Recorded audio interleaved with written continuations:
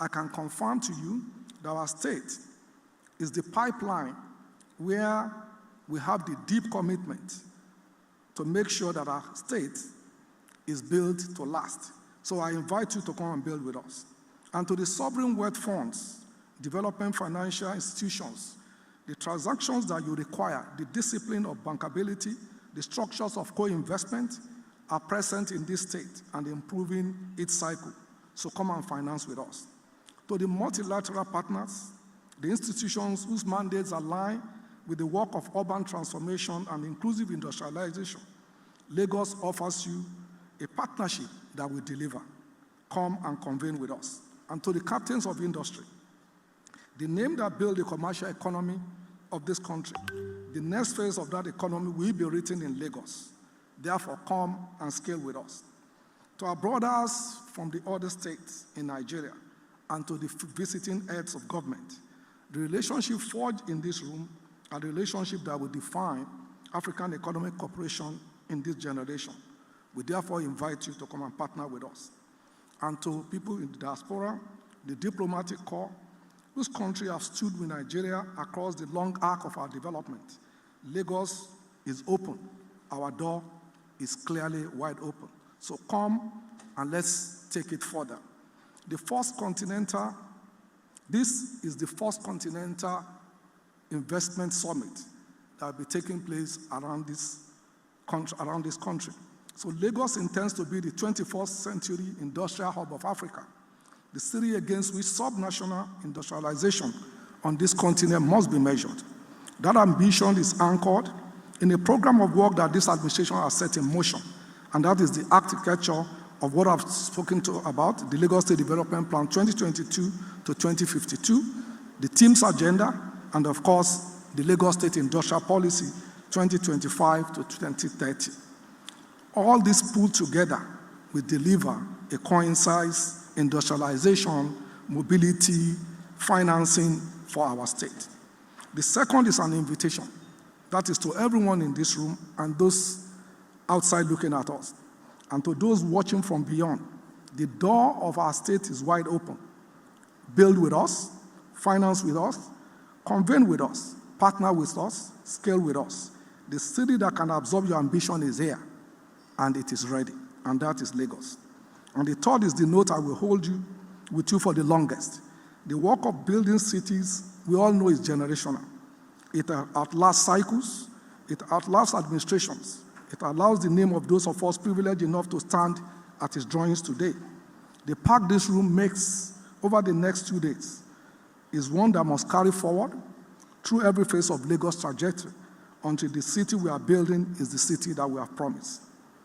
A system or a state at this scale cannot and should not be financed from this public purse alone. The state's role is the part only a state can do. That is planned beyond any single administration, set stable rules and uphold them, take the early risk and attract capital and be a predictable partner. So we are asking those partners to come. Let's work together. Lagos is committed. To that work, we are again committed. To that work, this generation and generation coming will follow, and that's how we'll be measured. So let us build together for us to keep growing Lagos. I thank you very much.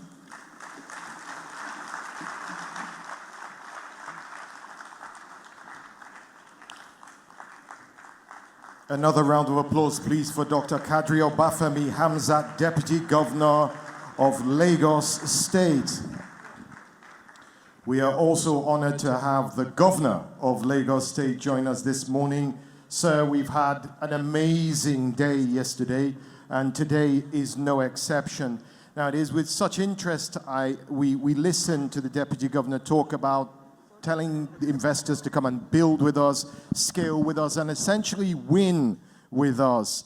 The program, if you read through the program, there were so many, it's an interesting thing. I recommend that you read the program because there's a lot of interesting things in there, and also the ability to reach out and connect post this conference with the organizers and with Lagos State government. There was a big line there that said, this is where ambition meets structure. Capital rarely moves on just excitement alone.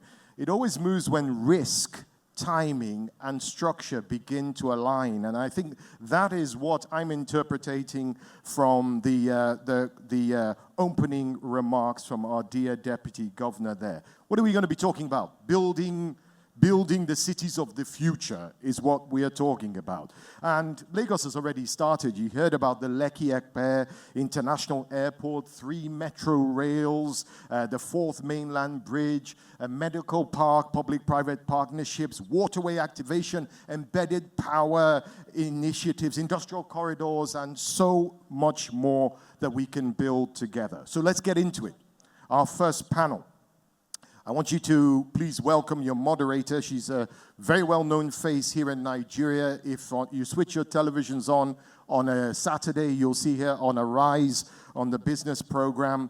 Please welcome your moderator, Mrs. Rolake Akinkugbe Filani.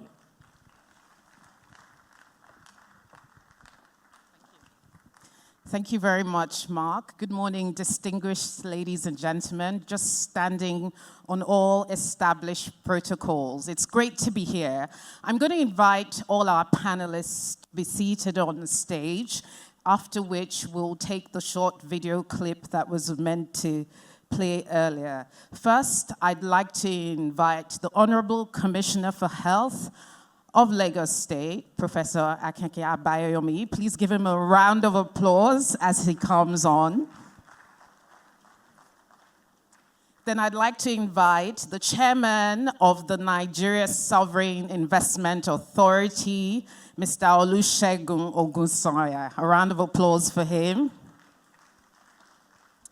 Then we have Mr. Vivek Aswani, Executive Director, Tolaram. A round of applause. And we have Mr. James Oludele Clinton, the Managing Director of EV Mass Transport Solutions. A round of applause for him as well. And then last but by no means least, Dr. Valentine Obi, founder and group CEO, eTransact Group. A round of applause for our distinguished panelists. Thank you very much. So please turn your attention to the screens as we... Okay, all right, I think we'll just move on with the session, I've been told. So the topic of discussion today is building the city of the future.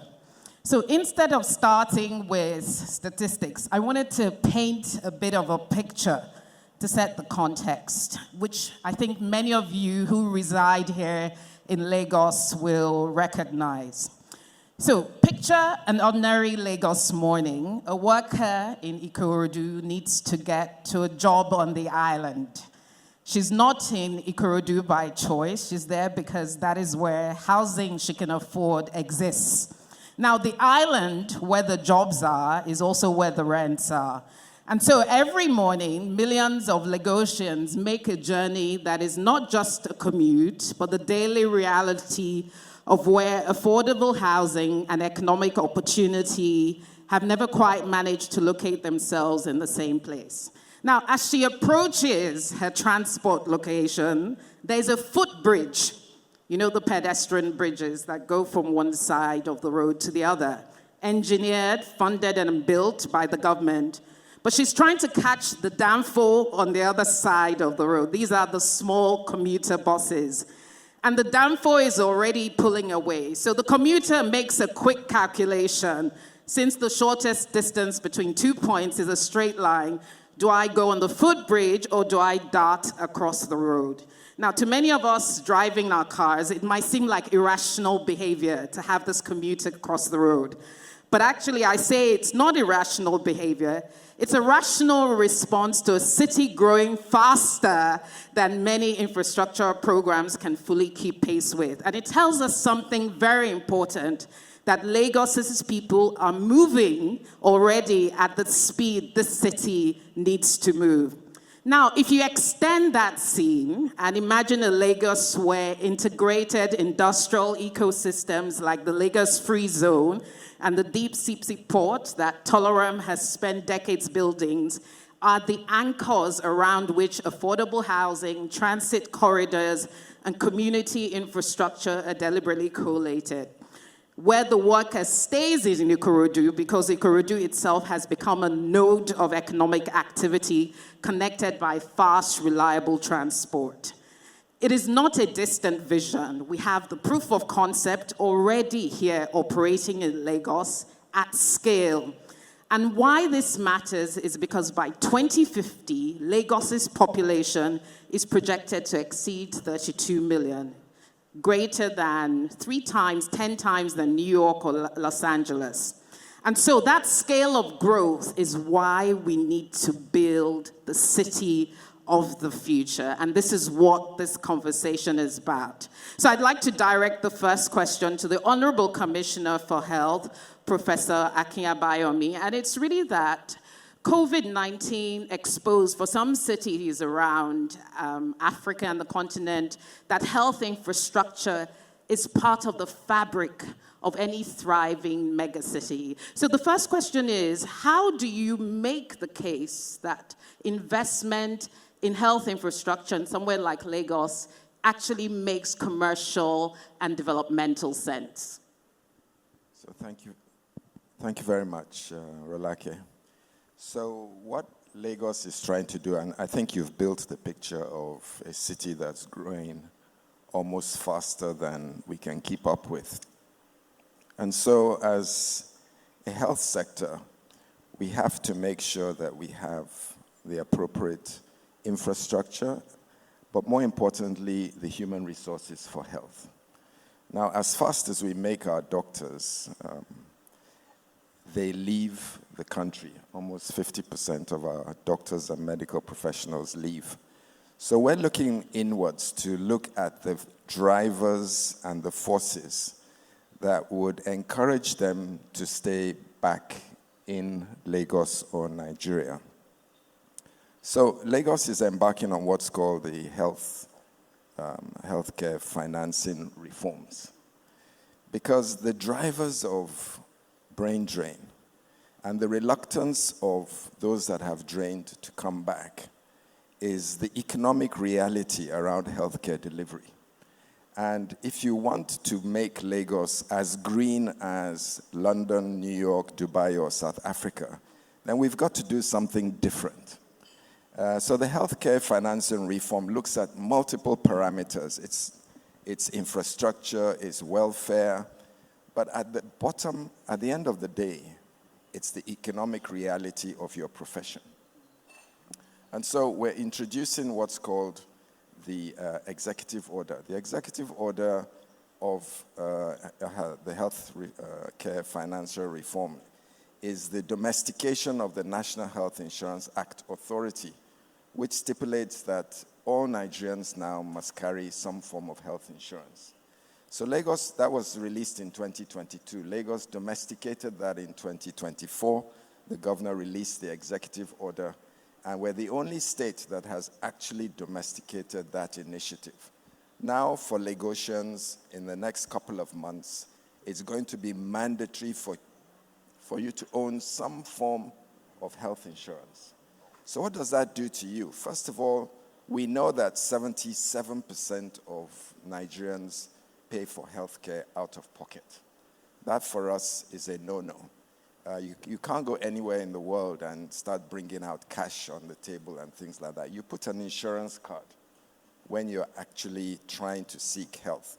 So the process we're going through now is to transform Lagosians into the culture of health insurance. Now that's going to inject a huge amount of money into the sector. It will suddenly start.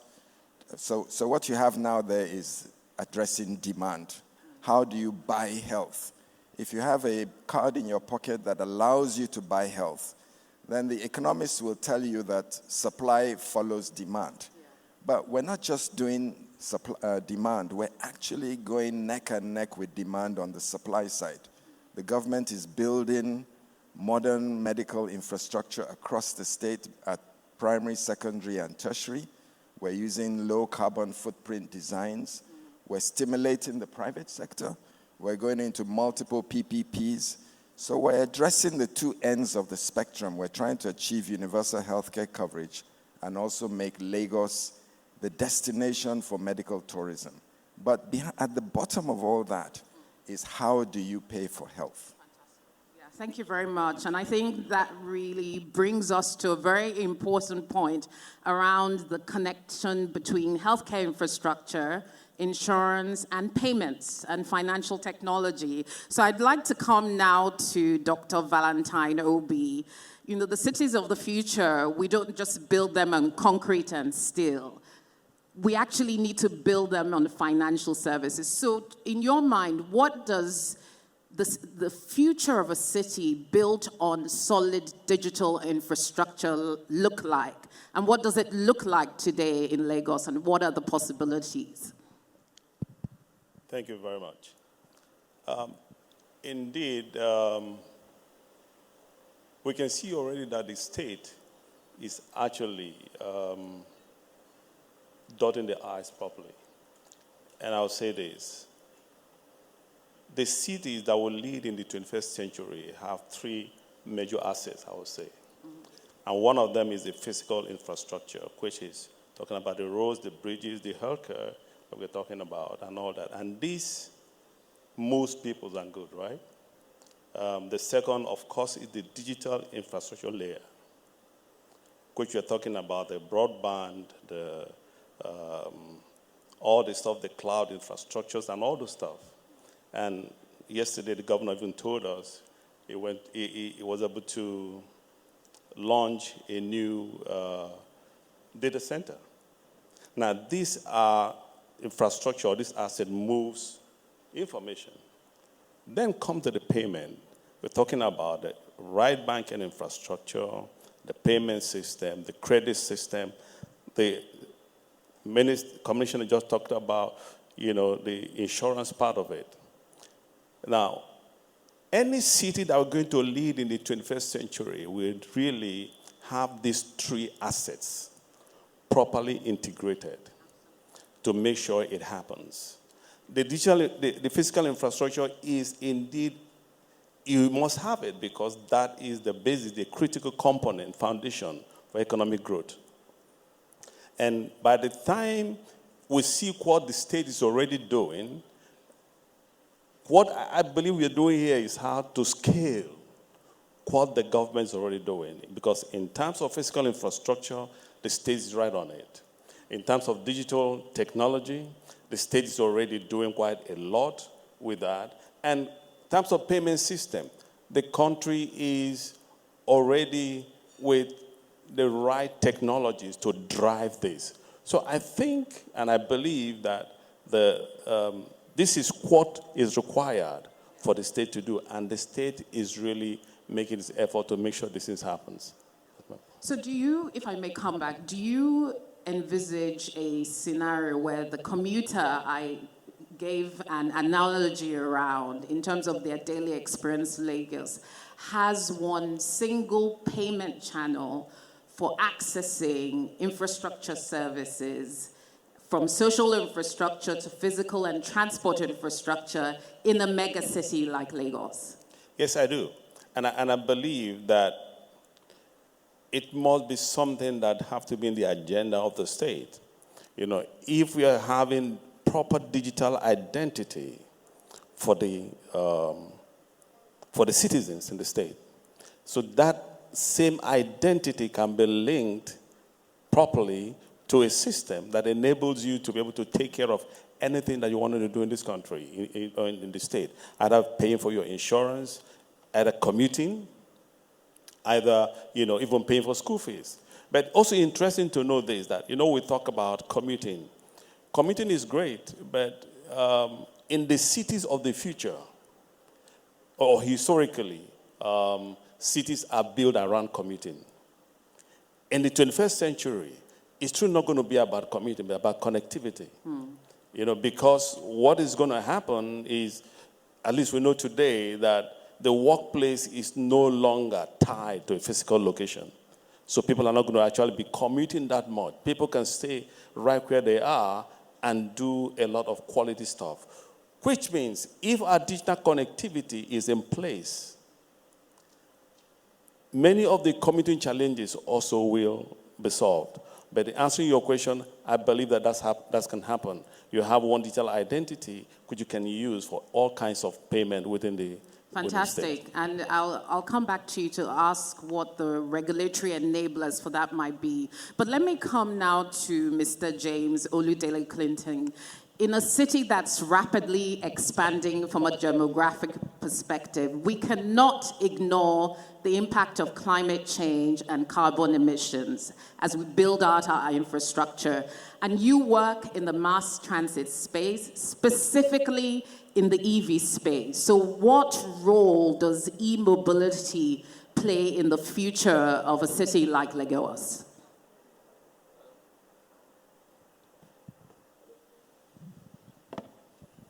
Thank you, Lord. So, if you allow me, I'll go back a bit. I'll start from the commuter that you described, who, as it is, altogether spend currently about 6 trillion, which today is not captured in any way. 6 trillion across 6 the trillion Lagos naira. population? Yes. Yes, okay. Which is all cash. Okay. And she spends all of that money, none of it is captured. What we need for that commuter, for the future in the system we want to build, is to go electric. I said earlier to someone that the electric vehicle is actually an electric device on wheels, and it allows you to capture a lot of data, which is why countries like China and India, across the strata, whether it's the electric vehicle, it's the electric tricycle, the motorcycle, all forms of mobility, they're taking it electric. Enhances your payment solution, allows you to gather data on who lives from one point to the other point, integrates your payment, and at the end of the day, achieves that one-stop payment solution that you are looking for. Okay, so with the electric mobility, given the scale of Lagos, we have roughly 25 million people. In terms of the infrastructure build-out that needs to power that, and giving the electricity landscape, what is the strategy and plan for making that method of transportation sustainable and commercially viable? Okay, so we'll go back to how has it been done? Yes. How has China, how has India done it? One thing that happens with the electric mobility is that your charging is usually tied to a particular charging form or a swap system, which then means you always have to come back. With data, it makes it easier for you to get funding because now the financial providers understand that this particular charging pile, would serve 30 vehicles on a regular. And we fund it, we have the regulatory backing from the state, we will get our money back. If you were to charge, the state today has about 1 million vehicles. If you were to charge 250,000 of that, you probably need about 100 megawatts of power. Once that 100 megawatts is deployed, the OEM selling the vehicles would easily sell the vehicles because today they are $8,000 brand new EV vehicles, which is better, way better than the 8,000 is 12 million naira, which is way better than the 16 million naira Tokumbo that will hurt the environment, hurt our health, and will give you so much problems. So I do believe that it's all about creating. So I'll take one step. Prof talked about the executive order on health. We probably need to have an executive order on e-mobility, which says that in the next 5 years, Lagos must transit from fossil fuel to electric, and this is the structure. Fantastic. And with the SCRAMPS program, which is a fantastic urban planning solution, you could actually site charging locations today and plan it out that these are swap stations, these are power stations, these are master charging stations powered by solar and CNG, these are LPG. You know, it's about the structure. Thank but you. that is the future of Lagos. Thank you very much. Already, Mr. Governor and Deputy Governor, we're giving you some takeaways. But you know, and I'm sure it's music to your ears, Professor Abayomi, especially from the health perspective. But I want to come to Vivek.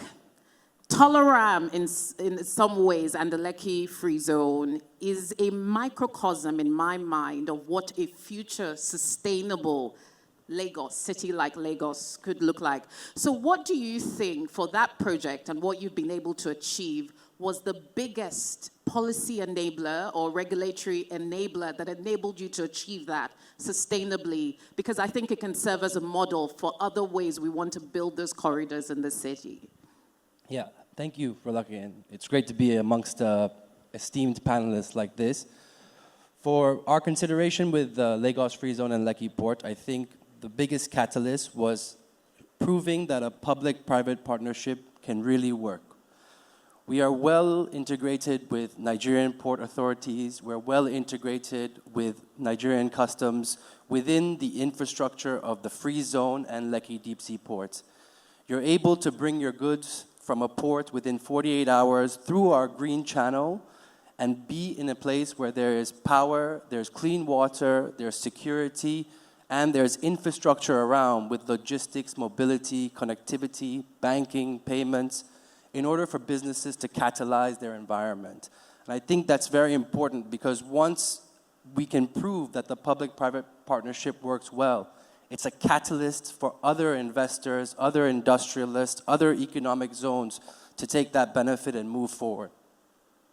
Okay, and what is your sustainability strategy? Because I know in terms of industrial power use, climate, environmental sustainability, how can we build that alongside the Tolaram type of model?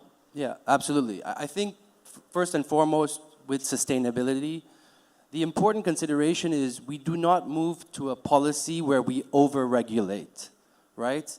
In Europe, if you look at a lot of countries in Europe today, they're really pushing forward policy around sustainability.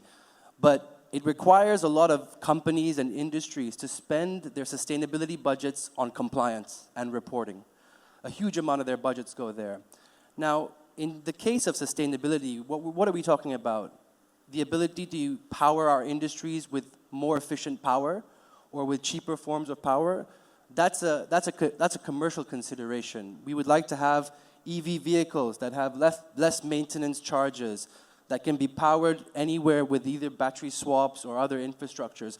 These are improvements to the commercialization, to the economic viability. So when we think about sustainability from a group perspective, we do not think about it from, oh, we have to meet this and this requirement. We think about how we can run our businesses efficiently, with less wastage, with less water usage, with the most efficient power, being well governed towards governance, paying your taxes well, even employee support, building foundations, building schools. All of that's part of your stakeholder engagements. In the Free Zone, we actively employ from surrounding communities. Those communities in part feel entrenched in the project. They feel like it's a home that's being created for them. And that's the greatest initiative we can give when we start to build infrastructure and businesses, is to continue to give back to society and communities. And that's where I think the power of sustainability and economic resilience can really lie. Fantastic. Thank you very much for talking to us about the Tolaram model. And Mr. Ogunsoya, I deliberately left you to finish this first round of questions because none of this can happen without capital. NSIA has been involved, particularly in areas like health infrastructure and other types of infrastructure. But is there a particular type of project currently in Lagos's pipeline that you think NSIA can really support to achieve the sustainable future of the city that we're seeking to build? Thank you. Lagos has been a darling of NSIA, and most of our investment are actually based in Lagos, not by any deliberate policy, but because Lagos is a commercial hub for the country. About 3 weeks ago, the governor and I just launched a data center somewhere in Lekki. It's going to be the largest data center in Nigeria, about 40 megawatt data center. And that's going to be an enabler for a future city. For a future city, what do you need? You need digitization. There's no way we can continue to be a manual system if you want to be a mega city.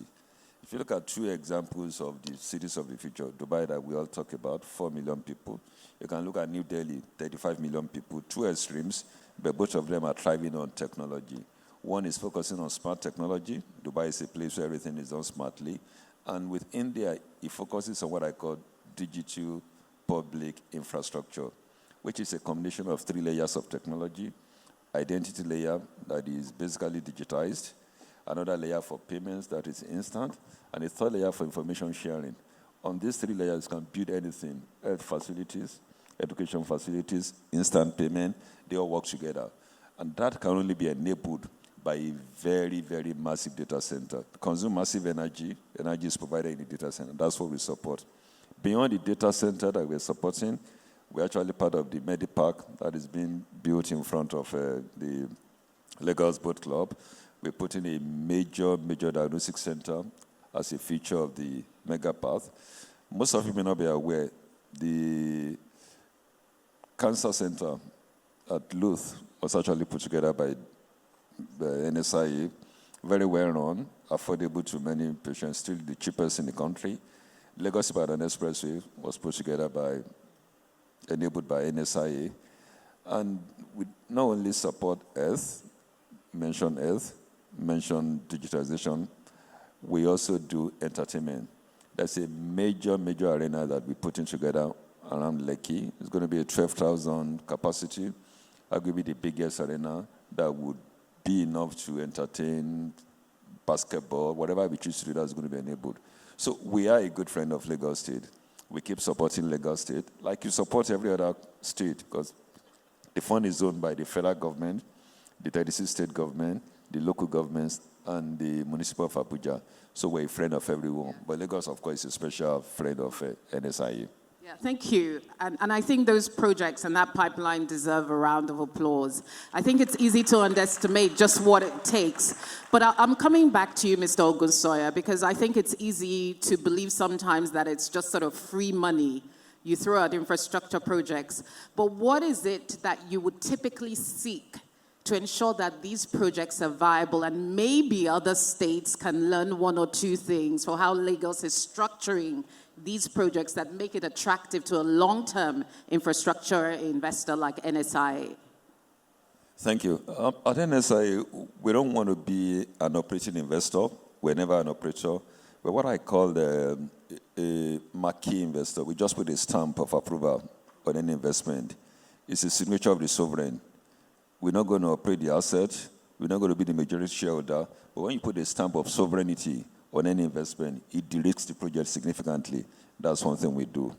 Number 2, we don't seek to be the majority shareholder. Typically, we don't take more than 25% of any investment. You must figure out to fund the balance. Number 3, we like to see co-investors. When I say co-investors, we want like-minded co-investors, typically DFIs, pension fund, or other investors who share our own ideas of transparency. We like to see that. We also want to be sure that the project is actually sustainable. How do we talk about sustainability? If you're constructing a road, we want to see how the road is going to be paid for. Whether there's a toll that is going to be paid for by the users, or government is going to make, somebody has to pay for something. Nothing is free in life. Either the drivers are paying you a toll to use the roads, or the government is making an allocation to defray the cost of the infrastructure. If you're supporting a seaport or an airport, there should be fares that would return sufficient returns to those who are putting the money down. And finally, we're not a perpetual investor. We're not going to be in any investment forever. We want to see an exit strategy.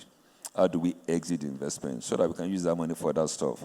Which is why it's also important to have a very, very deep capital market where we can go, sell the investment, or we can find other investors who are coming to take it up. But that is very, very important for us. And a very small issue which I like to mention is about the currency issue. Remember, this fund is meant to preserve the wealth of the country and also to increase the wealth of our country. So we don't like where the value is being diluted, which is why we tend to ensure that the projects we finance, they are de-risked by probably having a dollar-linked return, or the Naira pricing is sufficiently flexible to accommodate swings in macro indices to make sure we preserve the value of the investment. So all these things are very important in order to ensure your wealth, my wealth, is preserved for your children, my children, for generations unborn. Fantastic. Thank you for giving us that picture of what it takes to structure these bankable projects. Now, speaking of wealth, Professor Aboyomi, we often say health is wealth. But one of the things I think that also makes for a sustainable city is culture. And what I mean by culture, in the philosophical sense, how people interact with the infrastructure that is built, or the lifestyles people pursue in a megacity like Lagos. For instance, biomass, wood fuel burning, which contributes to health challenges as opposed to switching to clean cooking. How is the Ministry of Health in Lagos State ensuring that the infrastructure being created and developed around health actually aligns with the way people are using and interacting with those pieces of infrastructure? Yeah, thank you very much. That's actually a really, really important question. And when Mr. Governor gave us the mandate to develop the blueprint for medical infrastructure transformation, one of the key pillars on which we built that blueprint was, apart from renewable energy and patient and staff flow, we looked at the cultural behavior of our citizens. For example, if you go to a hospital in England, they'll tell you there's visiting hours between 5 and 7, and then one person comes and you sit by the bed. In Africa, you have a relative on admission, the whole village is outside. There are people there from morning to night, So in our facilities, we have to take certain cultural attributes into consideration. Is there enough space for the family? The family actually come. Sometimes they cook outside or they cook nearby. They need somewhere to sleep because they're not just going to leave their relative sitting in a medical facility. So the cultures are different. And we've designed our blueprint to accommodate the nuances of how citizens relate with their relatives when their relatives are in or on admission in hospitals. So the new hospitals that we're rolling out in Lagos, the general hospitals, the PHCs, the specialist hospitals, they've all taken into consideration, apart from the very important attributes around low carbon footprint, using ventilation, natural sunlight, we've created opportunities for relatives to be close to their loved ones who are in the hospital, to accommodate that natural cultural bond that happens. Sometimes the patients don't like to eat the hospital food, so relatives bring food for the patients. So there are many things like that that we're building into the cultural attributes of Fantastic. And, it would not be lost on a lot of Lagosians, the fantastic work Lagos did around the COVID-19 pandemic. We live in a world where we're constantly facing public health risks. In a Lagos of the future, city of the future, we also face new types of public health risks. We know about the Ebola crisis in the Eastern DRC. How prepared is Lagos today, God forbid, were we to face a severe public health crisis, just to demonstrate to us the work that has been undergone in your ministry, working with your partners? So we are always anxious and on some kind of high alert in Lagos because Lagos receives a huge amount of human traffic by air, by ports, seaports, and by land crossings. Apart from that, 30 million people have to be fed every day. Yes. So that means we bring in 18,000 heads of cattle a day, apart from chickens and fish and all kinds of other animals. And so there's a constant movement of people and animals, which puts Lagos, the most population-dense megacity in the world, as far as I'm concerned, at a huge vulnerability to contagion. So COVID, we learned a lot from, but COVID was like kindergarten compared to Ebola. COVID fatality rate is about 1%. Ebola, the least I've heard is 25%, which means out of every 4 people that catch Ebola, 1 may not make it.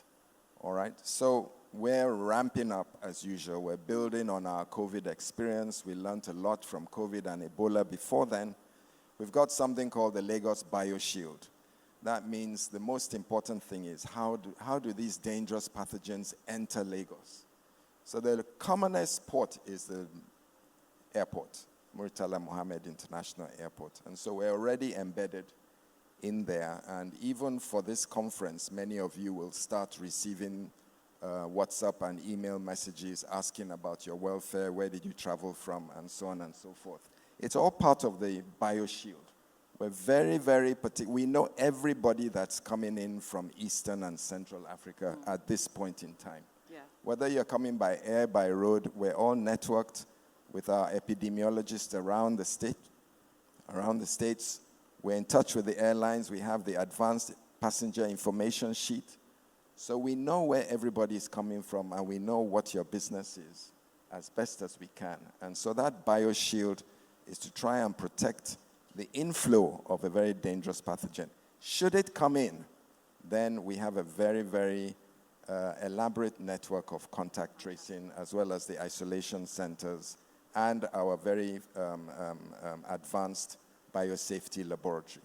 Fantastic. Good to know Lagos is building that resilience and well prepared. So I'm going to maybe start from the end there, Mr. Clinton, and as we start to wrap up, a final set of questions for the remaining panelists.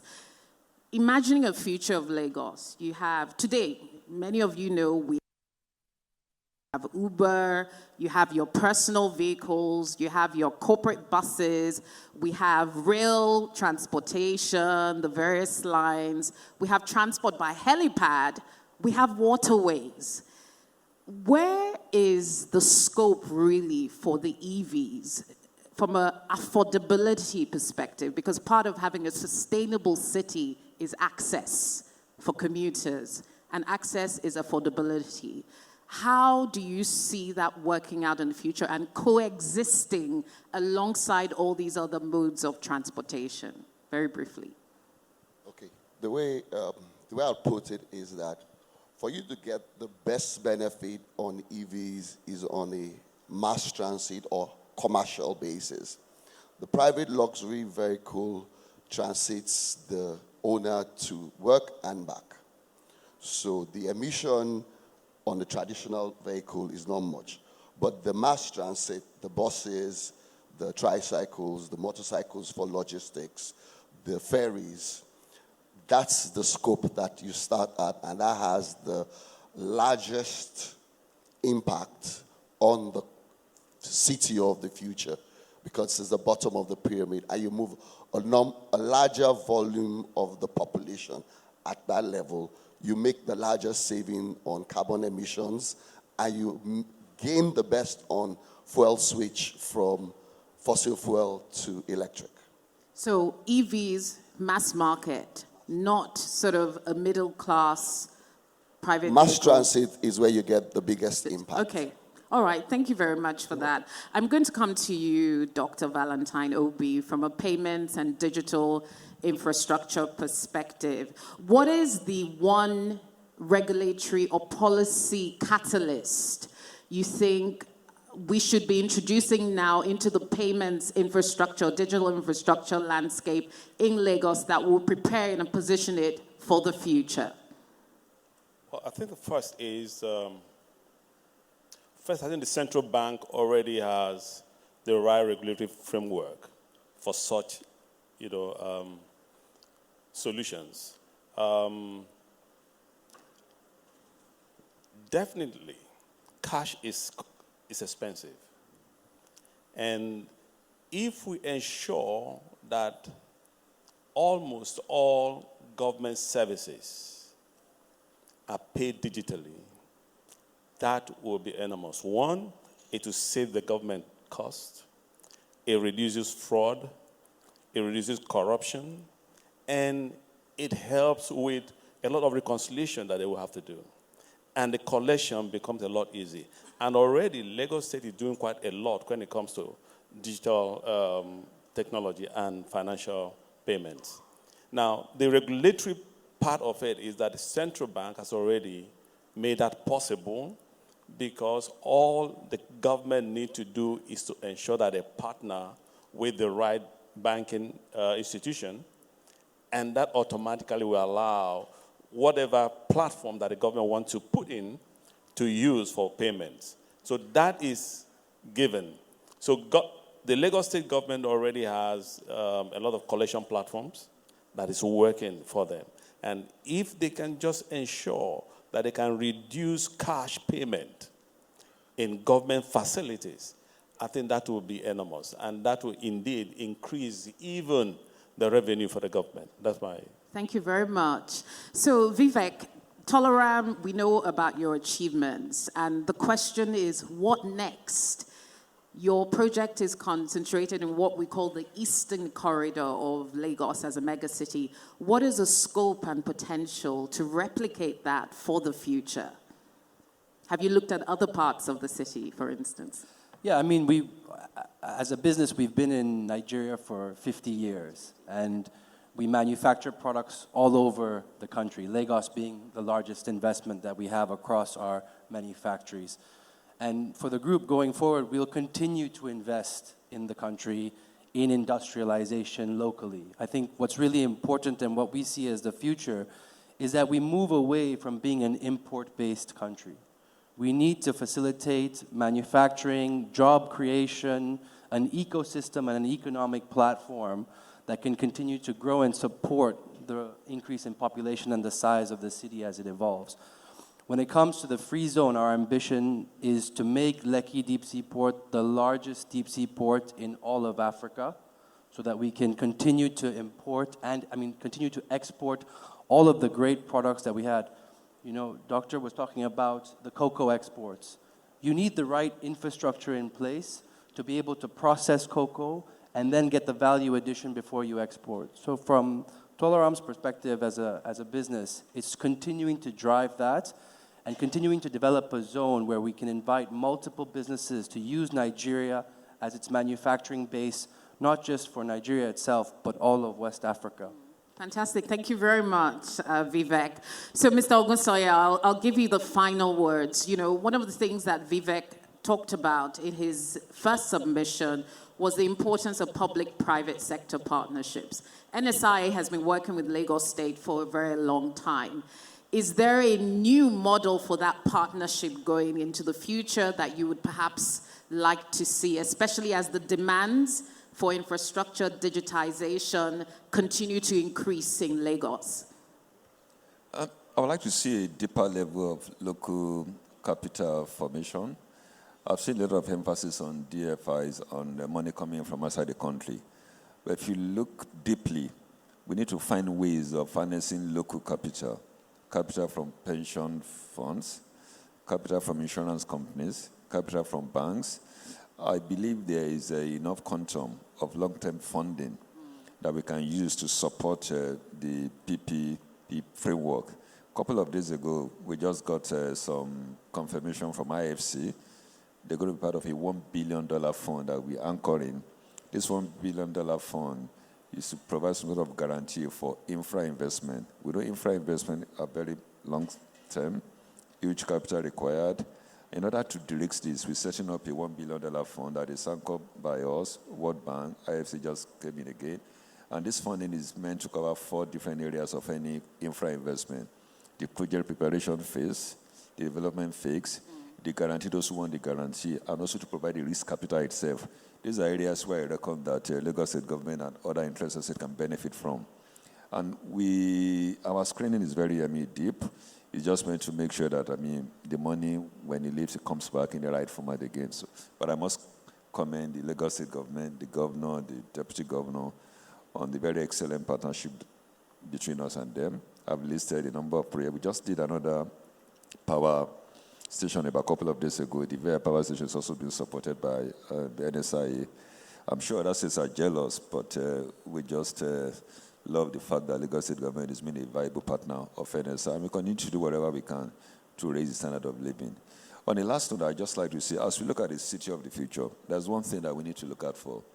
We should make this a very affordable city, and also a very inclusive city. We shouldn't build a city of prosperous, islands surrounded by poverty-stricken community. How do we make sure that the growth that we're talking about is inclusive and becomes affordable to a large number of people that live in Lagos State? That's my last thing. And you know, I really think that's such a brilliant note to end on. When I sum up the discussion today, there's 3 words that come to mind. First is sustainability, which someone once described as building and meeting the needs of today without jeopardizing the needs of future generations. The second part of it is around viability, the fact that everything comes at a financial cost and projects needs to be bankable. But most importantly, I think the last one, which resonates with what Mr. Ogunsoya said, is related to a phrase I once heard, and many of you would have heard it, that the sign of a country or a city that's wealthy is not when the poor switch to private cars, but it's when the wealthy start to use mass transit. And I think that speaks to me of access and democratization. And I think what we've really heard here today is the need for an integrated approach to building our city of the future. Thank you very much, and many thanks to Professor Abayomi, Mr. Ogunsoya, Vivek Aswani, Dr. Valentine Obi, and of course, the EV guy, Mr. James Oludele Clinton. Thank you very much. Thank you so much, and thank you to you, our wonderful moderator, for steering the conversation. I'd like to quickly invite Mr. Governor, Mr. Deputy Governor, and the co-chairs to please join for a quick picture after this panel. That was a very progressive conversation, don't you think, Mr. Yes, Mark? Rolake, you're my favorite moderator ever. That was fascinating. Very well done. Fascinating. Well done, Rolake.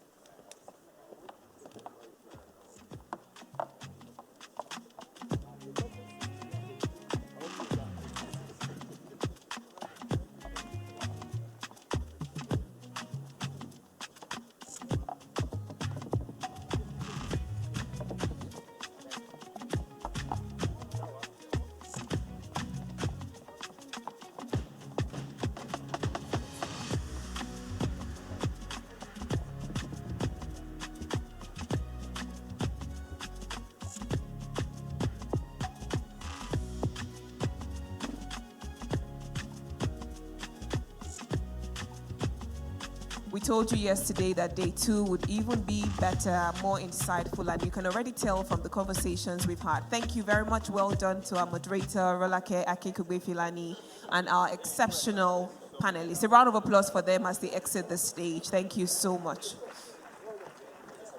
And imagine today we have Mr. Governor and Mr. Deputy Governor, both of them present for Invest Lagos 3.0. Lagos is not blessed with mineral wealth. We don't have oil, we don't have diamonds or gold, but we have people. And the new economy is the knowledge economy.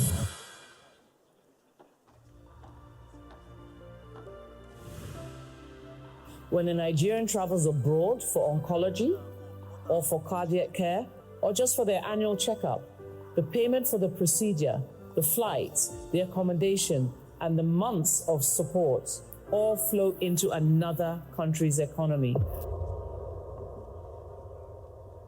Simple comparator is cocoa and chocolate. So we grow the cocoa in Nigeria, we harvest it, we bag it, and we ship it out. And then we import exotic chocolates and beverages back to Nigeria at humongous cost to us. So if we apply this same principle to medical science, or any science for that matter, the raw material is here with us in Nigeria. The minds to translate that raw material into knowledge and discovery are here. 20, 30 years ago, we were the great consumers of international, global culture and music. Every piece of music that we listened to was imported into Nigeria, until we made a deliberate effort to stimulate our own industry around culture and creativity. And now, Lagos, Nigeria, is a global phenomenon around Afrobeats, around culture, around creativity. So there's no difference, whether it's in the arts and culture, whether it's in engineering, architecture, in health, we can do the same thing. What is structurally different about Las Mizo is that The foundations exist before the announcement. The Lagos State Biobank is operational. The Smart Health Information Platform is deployed. The Infectious Disease Research Institute has broken ground. The Free Zone and Deep Sea Port are functioning. There is a 25-year concession and a feasibility study underway to ground every decision in evidence. We are building on solid ground that already exists. That is a structural difference.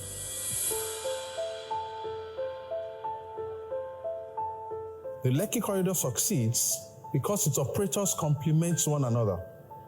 Lagos Free Zone provides world-class industrial infrastructure and port access, while other developments along the axis contribute additional industrial capacity, logistics, and scale. Together, they create an integral ecosystem where businesses can seamlessly import raw materials, access talents and services, and export through a Lekki Worldwide Investment Limited coordinates this relationship to ensure the corridor functions as one powerful ecosystem rather than isolated developments.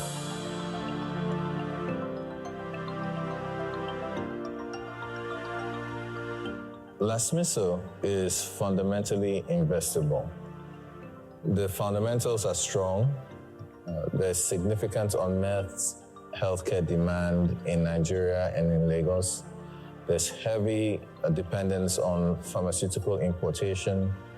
There is a large clinical market in Lagos and existing infrastructure within the free zone and clear government backing through a long-term concession framework. The opportunity is real. In my opinion, the most undervalued asset is the data infrastructure. Lagos generates millions of patient interactions annually, supported by primary healthcare centers, a growing biobank, and integrated health information systems. That ecosystem creates long-term advantages in research, clinical trials, drug development, and biotech innovation. We're moving out of the era of minerals and fossil fuel. It's all around intelligence. You know if you're wise for Lagos, you know if you're wise for anywhere. Lasmiso is a whole network of information feeding into a central location. So there are going to be several Lasmiso hubs all over Lagos feeding into the central location because it's like, a refinery where you have sources of oil coming from different wells to be purified and converted into products that's useful. And so Lasmiso is just the refinery and the produce of knowledge and benefit to society is what comes out of the refinery. And that has tremendous economic value. But it all comes from the society. It comes from our institutions. It comes from our doctors, our healthcare professionals. It comes from our academics.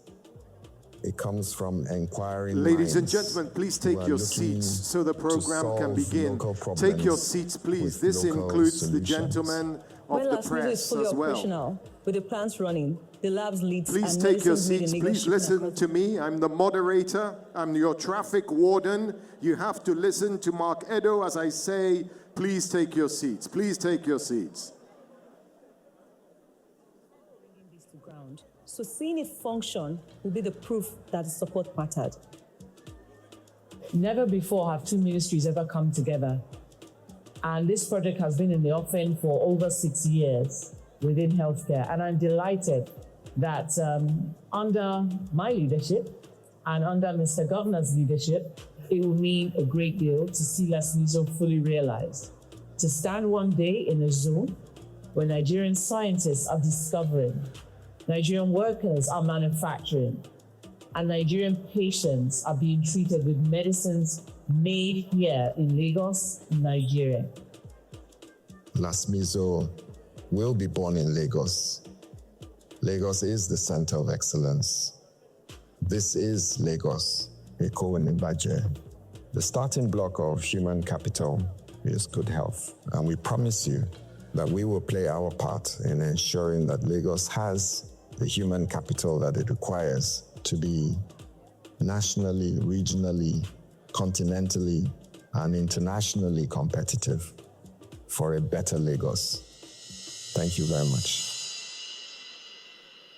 Okay, the program continues. Please take your seats right now. All these people in front. The gentleman with the tap, this gentleman right here. This gentleman, tap him on his shoulder. Please go and sit down, please. Please, thank you. This lady over here, please. Madame, over there wearing black, go and sit down, please. All of you, please go and sit down. Yes, all of you. Gentlemen of the press, this guy wearing black native, go and sit down.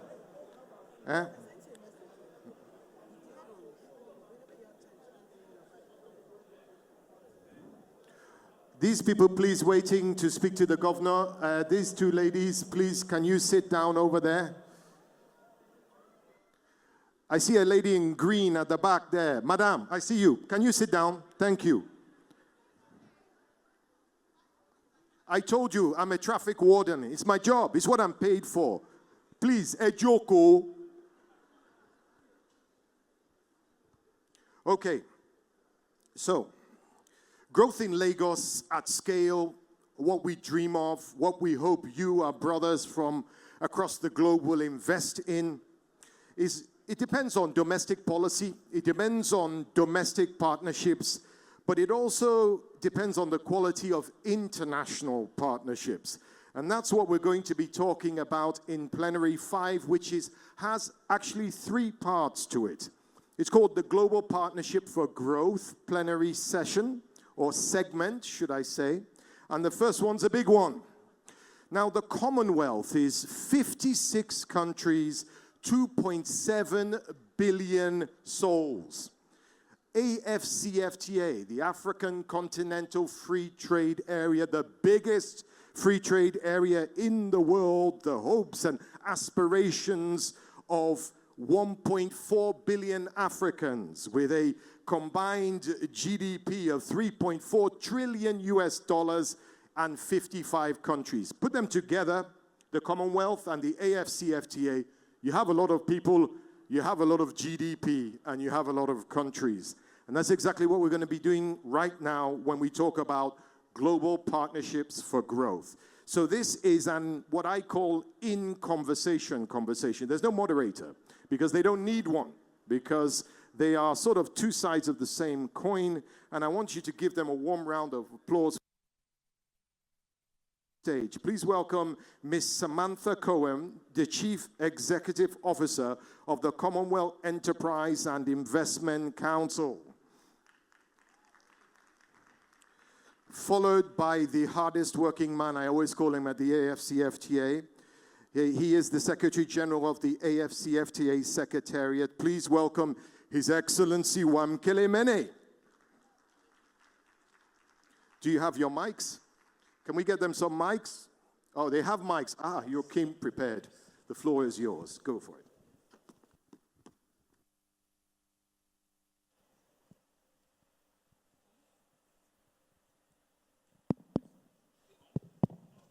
We're on. Well, it's lovely to see you, Wamkele, and you've been working so hard these last couple of days. Everybody wants to talk to you, so I think you're obviously doing something right. But it's really a very crucial time in the AFCFTA, and I think we're at a crossroads because of geopolitical shifts and the way the world is changing so rapidly. And I'd just like to hear from you what you think, where are you in the implementation journey, and what are the critical priorities of your next phase? Well, thank you very much. And again, let me thank my senior brother, His Excellency, the Governor, for inviting me, and it's been a very, very intense day and a half. We started this journey, as you know, in 2020. That is when the Assembly of Heads of States and Government decided that we have to accelerate market integration in Africa. 55 economies, fragmented, 42 currencies, inability of people to move easily across borders, all of these things contributing to a very, very constrained intra-Africa growth pattern. And since then, we have, I'm happy to report, as I said yesterday, there are now 50 countries in Africa that are implementing the AfCFTA. We have had, we've concluded all of the protocols, what we refer to as the protocols, which are really the sub-agreements for, that constitute the main trade agreement. That work has been concluded. And we are seeing records amounts of intra-Africa trade. This year, we project intra-Africa trade will be at $230 billion. Last year, it was at $220 billion.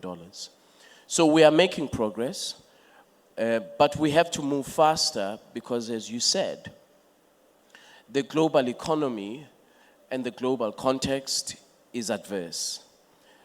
Many countries have been kicked out of AGOA. Many African countries have lost market share in the US market through AGOA. Many African countries are not able to access the European Union markets. So we have to build a domestic market as the African continent, and it's here in Africa. Yeah. And the crisis that you are mentioning, actually from the very beginning of this journey, we have been, as Africans here, we have been subjected to externalities that have had a very adverse impact on intra-Africa trade because of our dependence on external markets. The COVID-19 pandemic, for example, fragmenting supply chains, as we all know, and we were at the back of the queue for vaccines, germ-killing products, and other therapeutics. The Russia-Ukraine context, which also caused inflationary pressures on many, many African countries and pushing millions of people back into poverty because of the over-reliance on the imports of grains from Russia, Ukraine. Now the war in Iran. Similarly, inflationary pressures. So for us to be able to navigate any crisis or future crisis, we've got to build a domestic market. And by domestic market, I mean the 50 countries that have ratified the agreement establishing the AfCFTA. Yes, and I think you've outlined all the external factors that you've had no control over that have really had an adverse impact. But in terms of what you can control, where are the bottlenecks? And domestically, is it visa-free access? Is it the cost of airline travel, for example, or air routes or freight routes and the administrative burden of freight crossing borders? Where do you see the domestic bottlenecks that can be unlocked quickly with willing? And that is really a critical challenge, is overcoming the constraints. You've mentioned some of them. The cost of trade finance continues to be very high. So small, medium enterprises cannot afford trade finance that would enable them to scale and to expand and reach new markets out of ECOWAS into the East African community, for example. So we have to work with our development finance institutions to see what mitigation steps can be taken so that our commercial banks can enable affordable onward lending. The second constraint is infrastructure, transport, logistics. The infrastructure, transport, and logistics continues to be very, very high. Intra-Africa travel is very, very expensive relative to other parts of the world. And so we have to work within the African Union and with individual governments to find ways of reducing the cost of travel. And by the way, the cost is attributable mainly to each country wanting to impose taxes on the cost per seat. So it's a government policy issue. that we have to address, even the movement of cargo is very, very difficult. From Lagos to Abidjan is 1,080 kilometers, but it can take goods up to 17 days to reach Abidjan, a distance of 1,080 kilometers with 37 checkpoints along the way. So we've got constraints that we can deal with relatively quickly. Then you mentioned a free movement of persons. This is a very, very important area, because if business people and the business people in the room here are not able to move relatively easy around the continent for the purposes of business, then we will be constraining intra-Africa trade. We know the experience of the European Union when the European Union relaxed movement of persons. I'm not even talking about movement of labor. I'm just talking about temporary movement of persons for business meetings. We saw the exponential growth in intra-EU trade. So we have to accelerate intra-Africa movement of persons. And in this regard, Nigeria, Benin, Ghana, recently Togo, Rwanda, Kenya are some of the countries, and Congo-Brazzaville are some of the countries that have announced visa-free for all Africans on arrival. And that's exactly the direction that we have to move in and accelerate movement of persons. And let me, whilst we are talking about movement of persons, let me also address something which is very, very important. And that is that when business people are moving, a business person is not looking to stay in country X indefinitely. They are looking to conduct business and then leave. So we are working with our leaders, our heads of states, at the highest level to address this issue. We're also working with the private sector to address this issue, to make sure that as many countries as possible, at the very least, enable visa on arrival. So these are some of the constraints.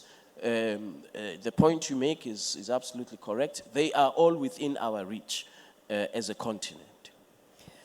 Yes, and I was recently in Togo, and I was there for business reasons, and when I arrived, they issued me with an investor passport, which, you know, was a fast track to all of the opportunities for business people visiting on a short-term basis. And I think, you know, that is something that is a very good model that can be followed. But I think prioritizing business access, as you say, is a very good idea as well. But I want to turn now to two subjects, digitization and manufacturing. Now, obviously, there's a lot of discussion about creating more manufacturing on the continent, because obviously that produces a much better trade environment, because you're adding value before things are moving offshore. How are you increasing the opportunity for manufacturing in the continent? And secondly, how is digitization helping? I mean, just to mention, one of the sponsors here this week is Aradex, and we work very closely with them. They are a 3D advanced manufacturing company.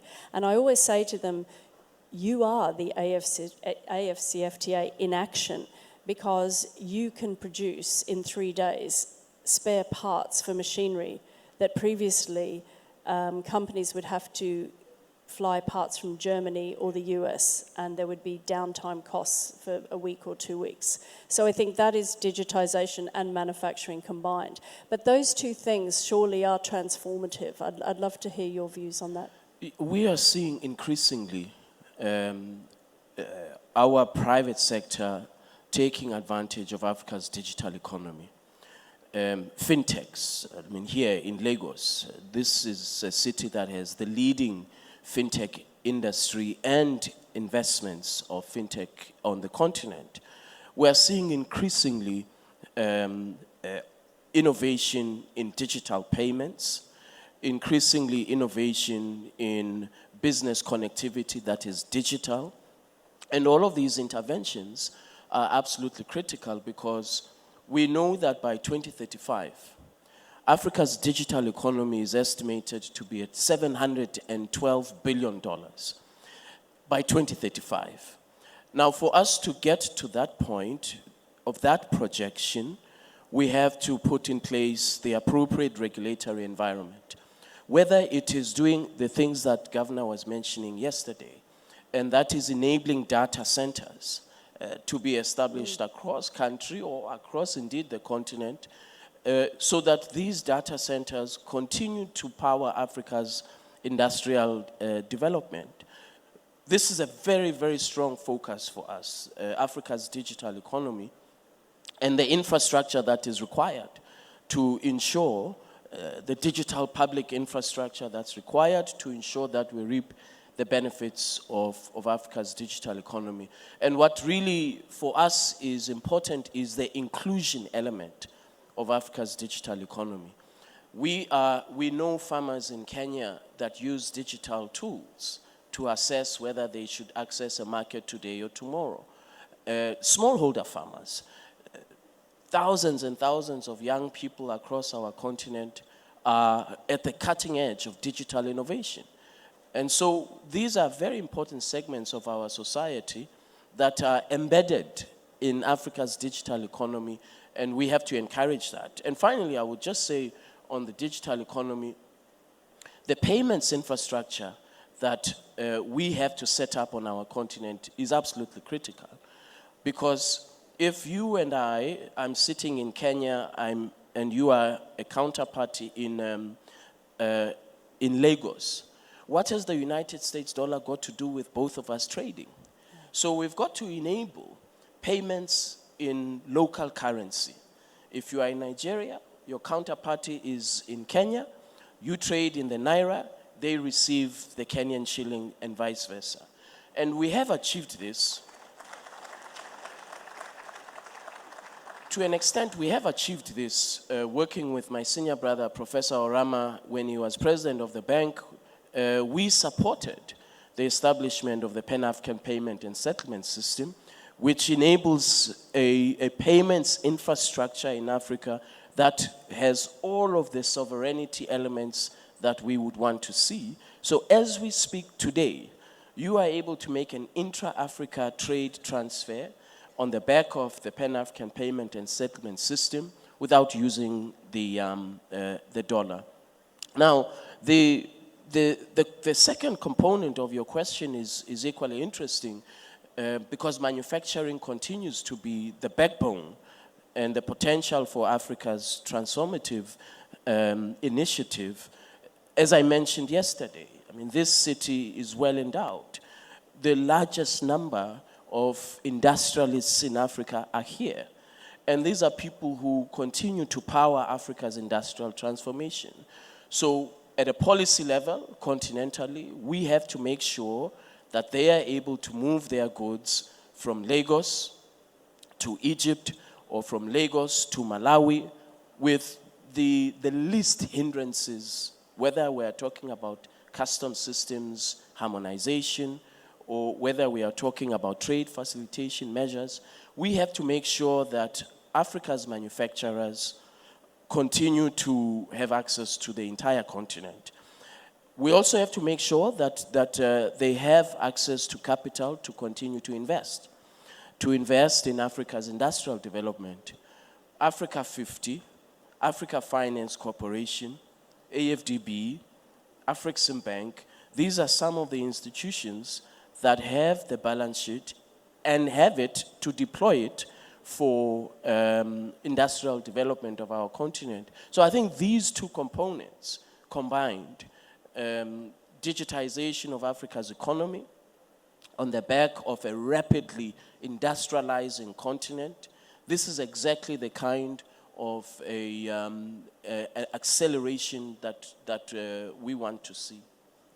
Yes, I think that's really encouraging to hear that. And I had a very interesting meeting this morning with PZ Cousins, one of the oldest manufacturing companies on the continent and deeply embedded here in Nigeria. And it's also about, maintaining that manufacturing backbone and making sure that the conditions are right for them to thrive, because it's also about job creation, which I think manufacturing provides.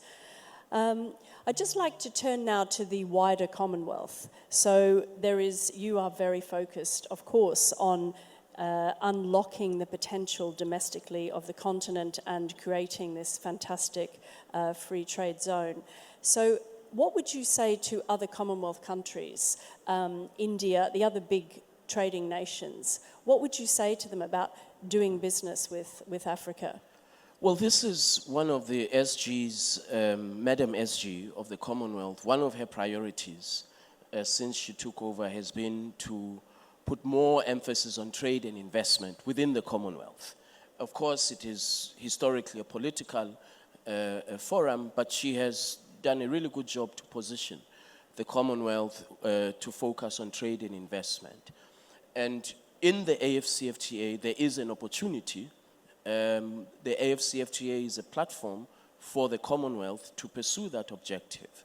We have a rapidly changing global context where trade and investment partnerships, the traditional trade and investment partnerships, are no longer there.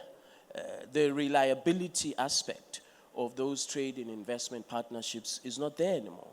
I think if you talk to the EU vis-à-vis the US and the trading relations and investment relations, the European Union is rapidly realizing that those partnerships don't count anymore. So similarly, we have to take account of what is happening around the world. Where are the opportunities within the Commonwealth context? Where are opportunities for investment? Where are opportunities for the digital economy? You mentioned India, a very competitive country in digitization. Whether we are talking about digitization of identities for the entire population, or indeed digitization of payments. So I think there are opportunities within the Commonwealth. We have to be very deliberate about identifying those opportunities first, so market access. Second, we have to be very deliberate about identifying the investment and the financing that will be required to unlock those opportunities. And so here on our continent, there's an abundance of opportunity for investors from other Commonwealth countries. Whether we are talking about the Pension Fund of Australia, looking to invest in green technology in Africa, to power our green trade and green industrialization, we have to take these very, very deliberate steps to unlock the trade and investment opportunities within the Commonwealth. We have the capability, we have the population, the combined GDP, whether we're talking about consumer spending or business spending, the capability is there. What we require now is a strategy to unlock these opportunities. Yes, I agree. And I think it's also about sharing the knowledge, because I think I spend time in Australia, and that is a country that has been affected by the geopolitical shifts and is looking to diversify away from Asia as being its dominant market. And there is increasing interest in Africa, but they don't really know how to do business in Africa because they really haven't traded here before. It's the same with Canada. 80% of Canada's trade has come from the US, and suddenly they are required to look elsewhere. And Canadian businesses have been approaching us to say, we would like to do business with Africa, but we don't really know where to start. We don't know how to enter the market.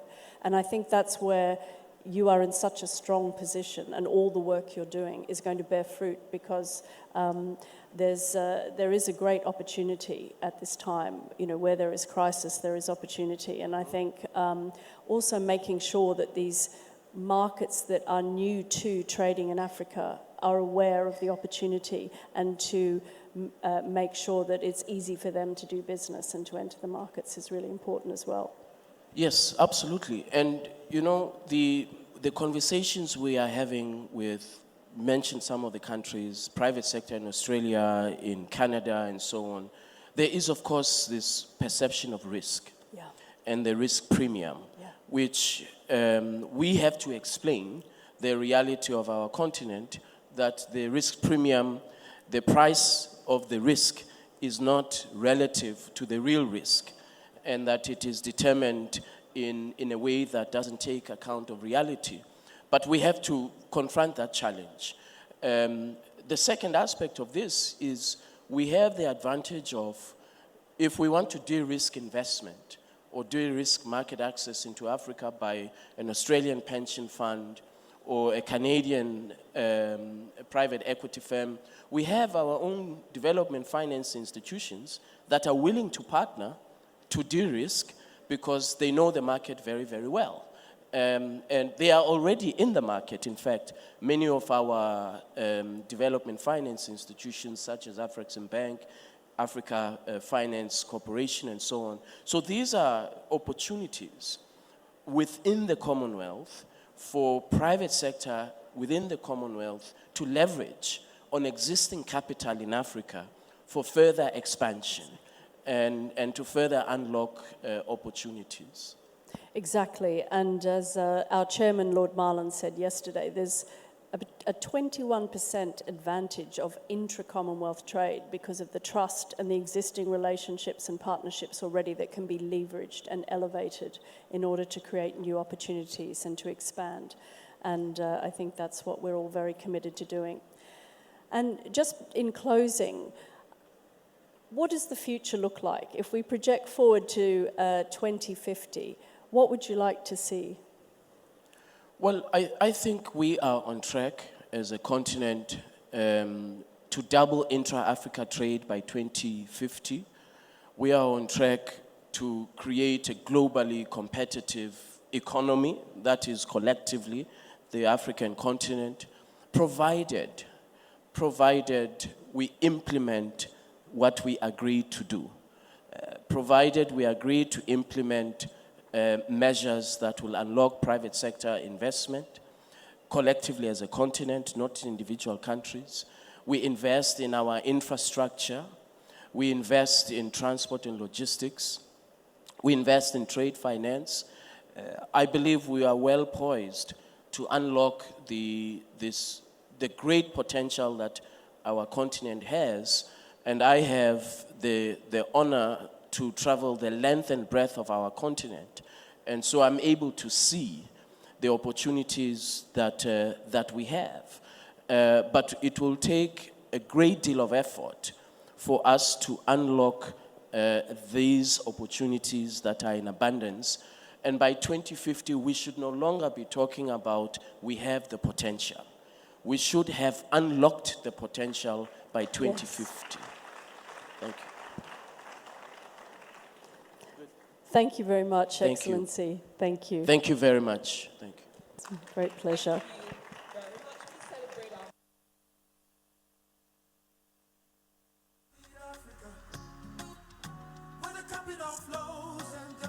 Your Excellency, thank you. I'd like to invite on stage the governor, the deputy governor, the conference co-chairs, and the conference chair.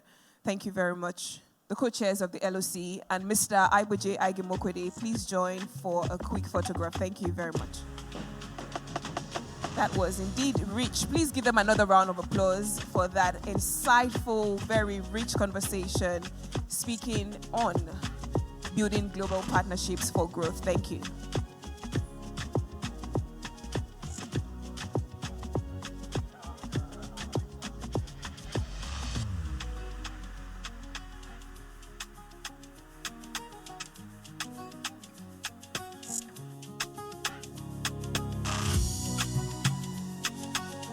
All right, thank you very much. As they exit the stage, may I ask that we give them another round of applause. Thank you so much, Ms. Samantha Cohen, for moderating that conversation. And thank you, Your Excellency, Wamkele Mene, for the rich insights you have provided today as we now prepare for the next conversation, which I say the foundation has already been laid. So let's talk about the previous plenary. That plenary set a foundation asking us, what we have been building. This next conversation is asking us another question.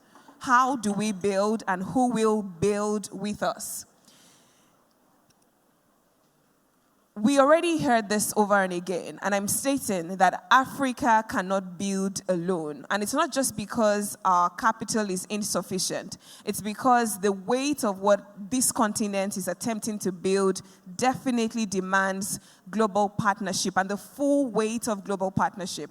To help us interrogate that further, I have the honor of inviting on stage a communications professional who has spent over a decade and a half working in media and government relations and external communications. Please make welcome on stage Mr. Zaki Cooper. A round of applause for him. Thank you.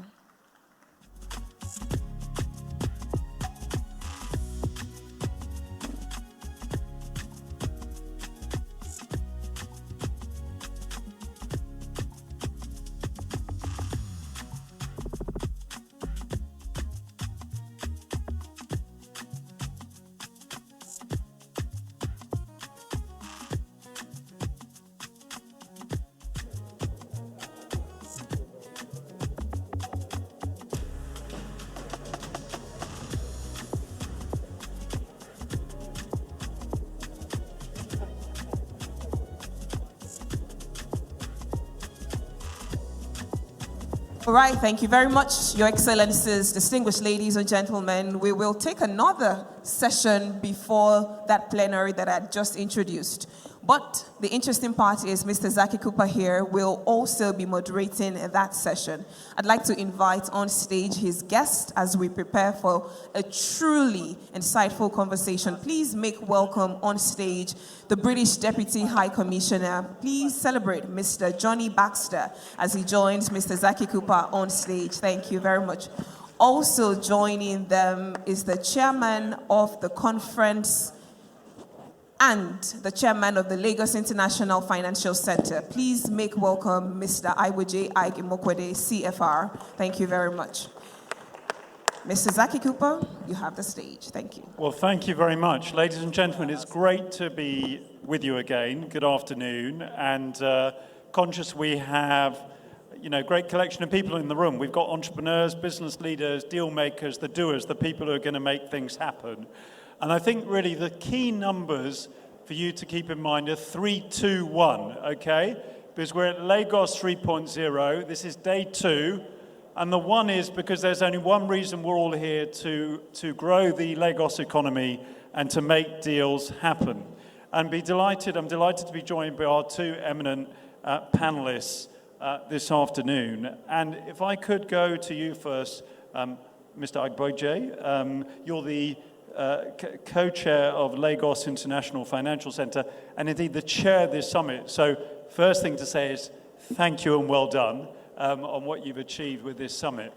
Yeah, round of applause, absolutely.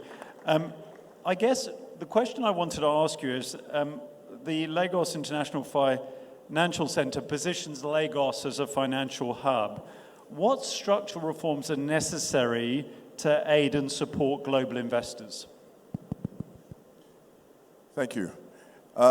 So congratulations, Lagos.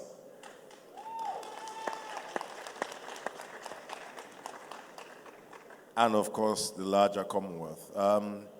It's truly a great thing when the public and private sector come together to create an ecosystem for investments, because that is the basis of growth, that is the basis of wealth creation, and that is the basis of prosperity. For me, as a Nigerian and an African, there are 3 things that I kind of look towards to make things happen. One is the capacity. Another, of course, is the commitment. And the third is what I would call serendipity or luck. And I look for these 3 things to be present when I engage or involve myself in anything. When I think about Lagos, Lagos has capacity.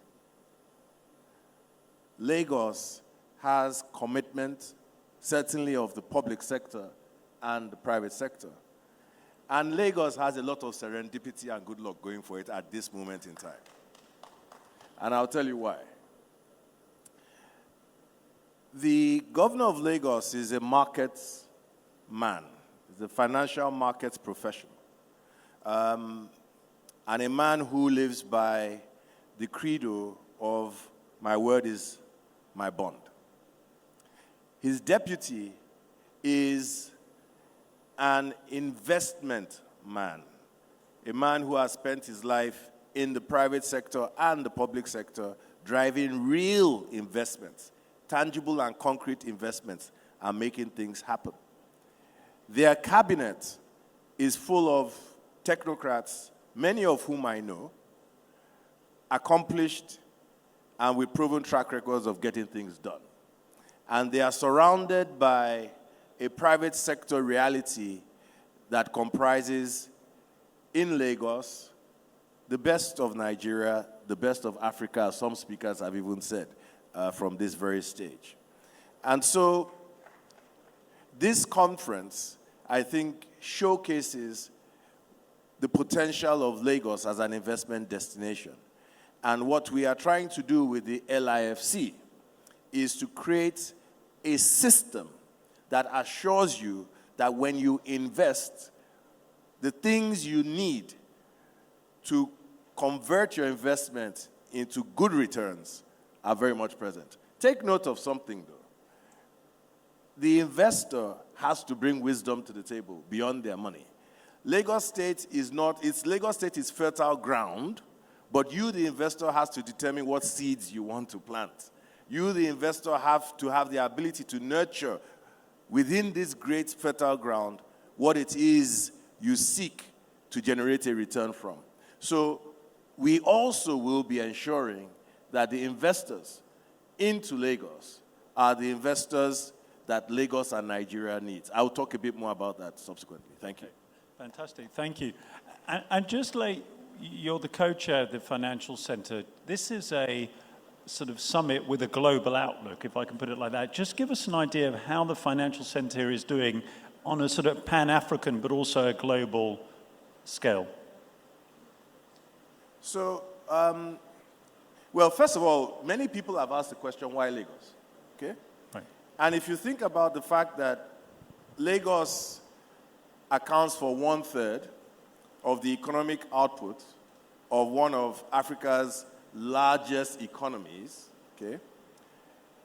Lagos has, I think, second to South Africa, Johannesburg, and Cape Town, probably the next most sophisticated financial markets you have in Africa, okay?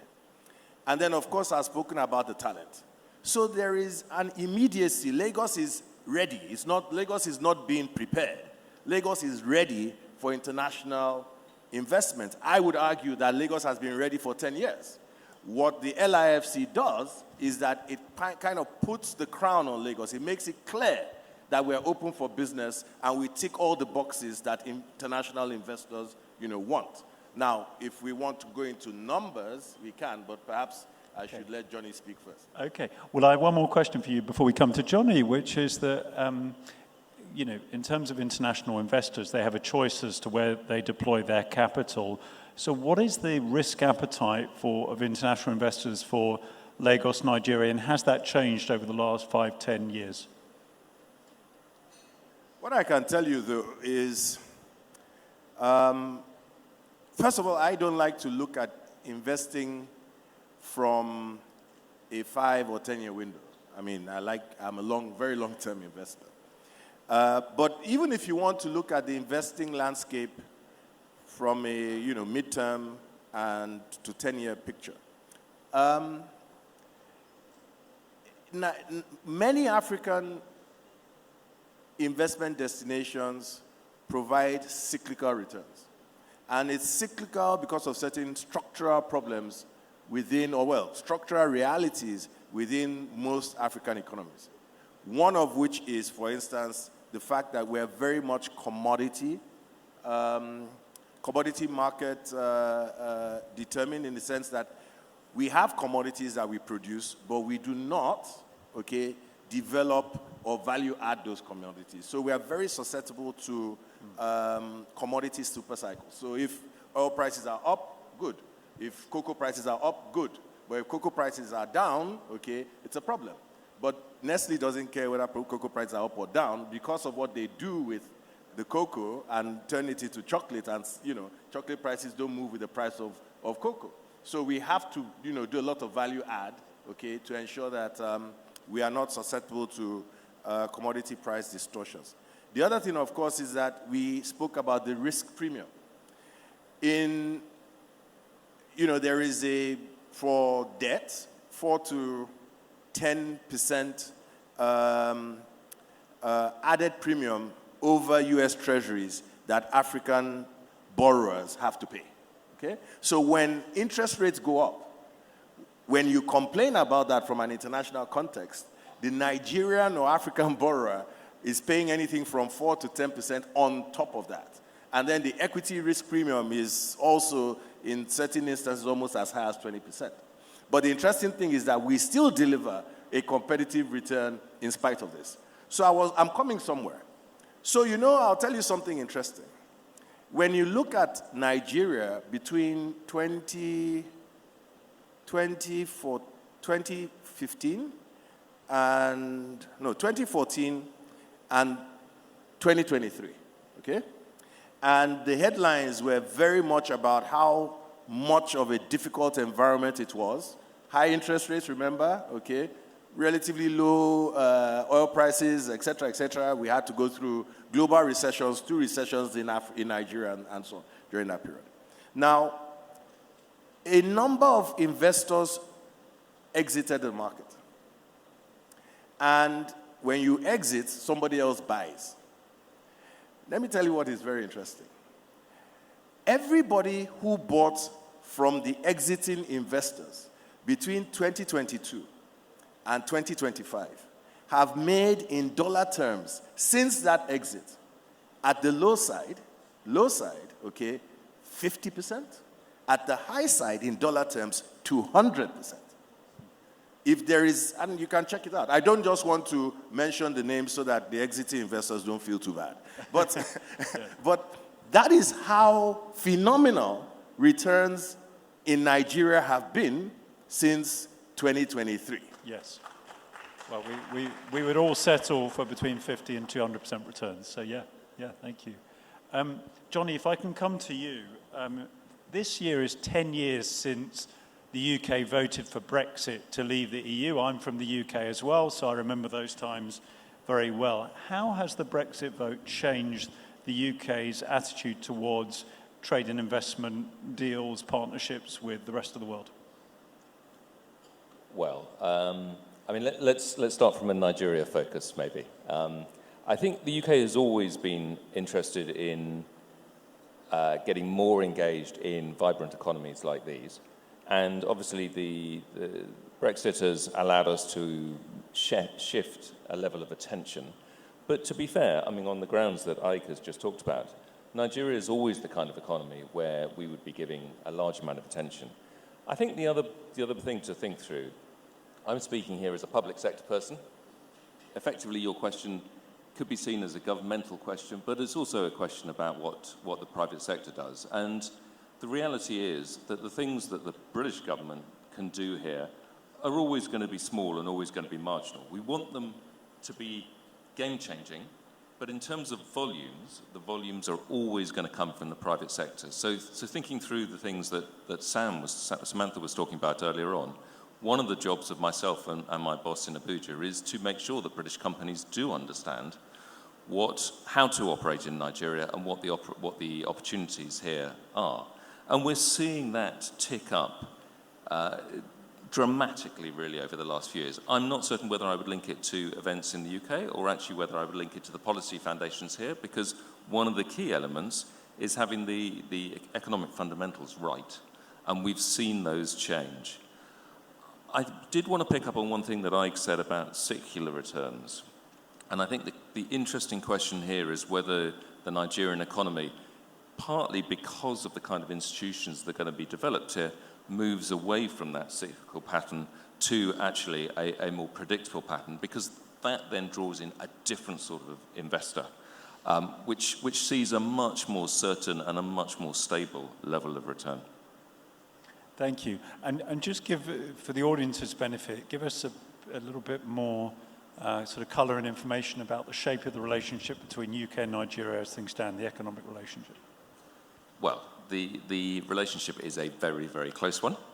We have deep historical roots between our two countries, which both our countries are proud of. We have seen that relationship formalised in the context of a strategic partnership that was signed between our two governments.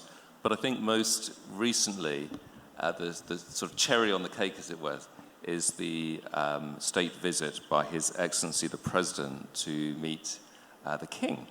And I think what that showed was just the reality of this relationship and how it crosses so many areas. I was lucky enough to go to an event that the King hosted, which was hosting the Nigerian diaspora in Kensington Palace. And the buzz in that room and the readiness of His Majesty the King to engage with people there shows the real depth of a human relationship. But of course, the value of a human relationship is that it then leads to other types of relationships. It leads to trusting economic relationships. And it also, we should never ignore this, is built on a set of institutional relationships. So many of the fundamental Nigerian institutions look very similar to their British counterparts. And we have, over time, for example, supported a relationship between the Central Bank of Nigeria and the Bank of England. We've also supported relationships between the tax authorities in both countries, and that continues across the board. Most recently, I had a visit from the British hydrographer, and of course, he's the person who does all the maps and allows all that shipping to come into Lagos and indeed Nigeria's ports. Nigeria also has a hydrographer. So building those relationships are really fundamental because they're about skills and they're about producing services which the two of us can produce by working together. And you mentioned the Nigerian diaspora in the UK, which makes a contribution across all areas, the economy, public life, civil society. As an Arsenal supporter, I know they make a huge contribution to Arsenal's team, with two of our star players coming from Nigerian heritage. So that's great, Johnny. Thank you. I think, if I'm not mistaken, we're probably out of time. Was there anything else either of you wanted to add at this stage before we move to the next panel? Ig, would you like to add anything? Some closing remarks, perhaps. I was going to say something about Arsenal, but I'll hold that for now. But I will say something about Lagos, because it's a much better team.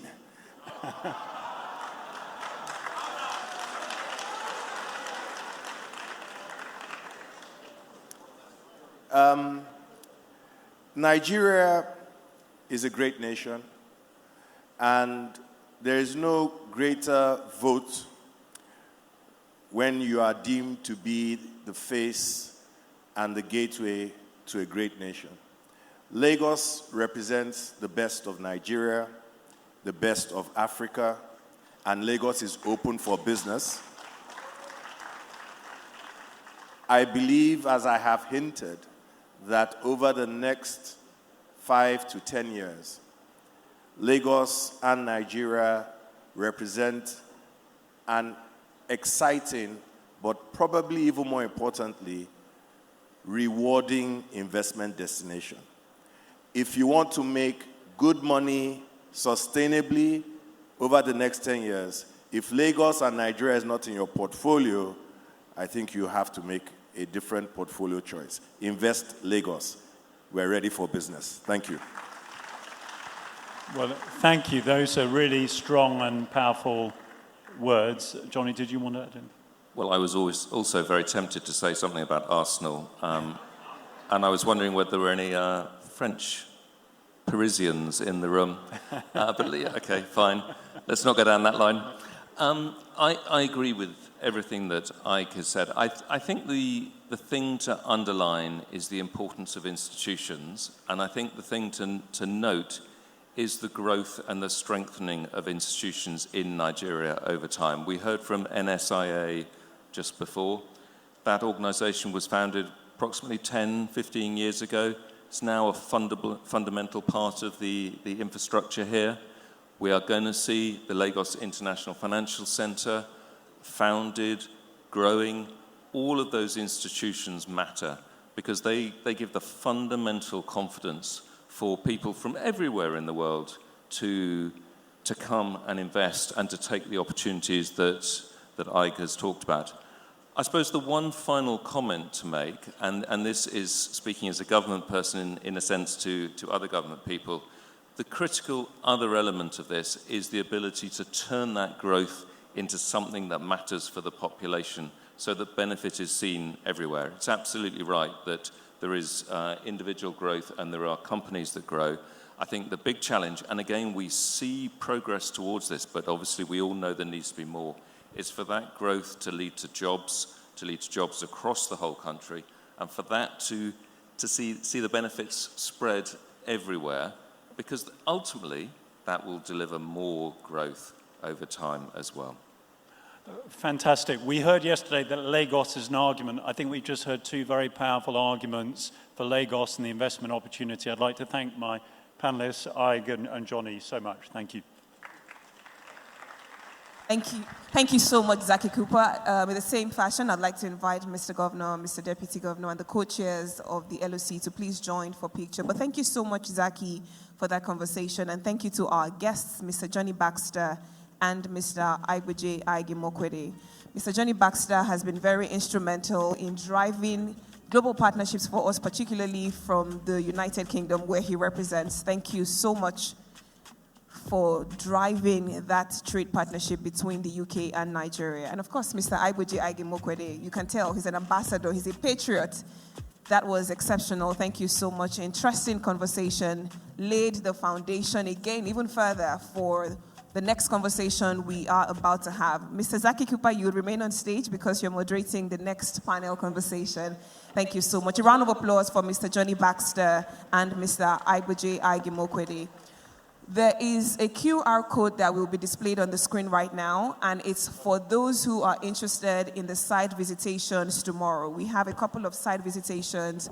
Yes, so please scan for you to register and be a part of the visitation. We will be visiting the Dangote Refinery, the Lekki Free Trade Zone, and a couple of other places. And it'll be very nice if you come along. So please scan the QR code. This is a full site visit form. If you are interested in participating and going alongside other delegates, this QR code will be on the screen for about 10 more seconds before I yield the floor and the stage to our moderator to take the next panel conversation and invite our panelists. The QR code is still on if you're interested. The site visitation happens tomorrow. This is the official QR code to register because you have to register to be a part of it. Okay. All right. Perfect. I will yield the floor now to our moderator who will take the conversation on from here. Over to you, Mr. Zaki Cooper. Well, ladies and gentlemen, thank you so much. We're just going to start the next panel, so if you could kindly take your seats. We're going to talk about global partnerships for growth, and we're going to invite on stage, we have a fabulous panel of 4, and I'm going to invite the panelists on stage, so please welcome them up as I announce them. First up, we have Madame Elsie Atafua from UNDP. She's the resident representative here for UNDP. So if she could come up.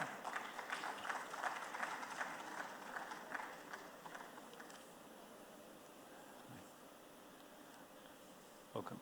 And next we have Massimo De Luca, the head of cooperation for the EU delegation to Nigeria. Massimo, welcome. Next, we have Donna McGowan, a country director for the British Council, Nigeria. Do we have Donna? Here she comes. No? Okay, hopefully we'll find Donna in a moment. And we have Alexandra Loro from the Agence Française de Développement, Nigeria, AFD.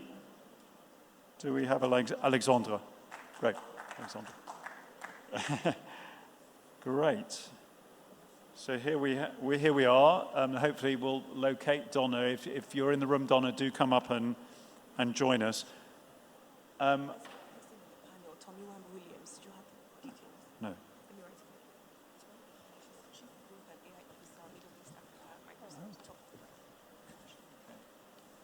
Okay. Right. Okay. And we also have a colleague from Microsoft, the Chief AI Officer. Apologies, if you could come up and join us. Thank you. Sorry about that. Sorry.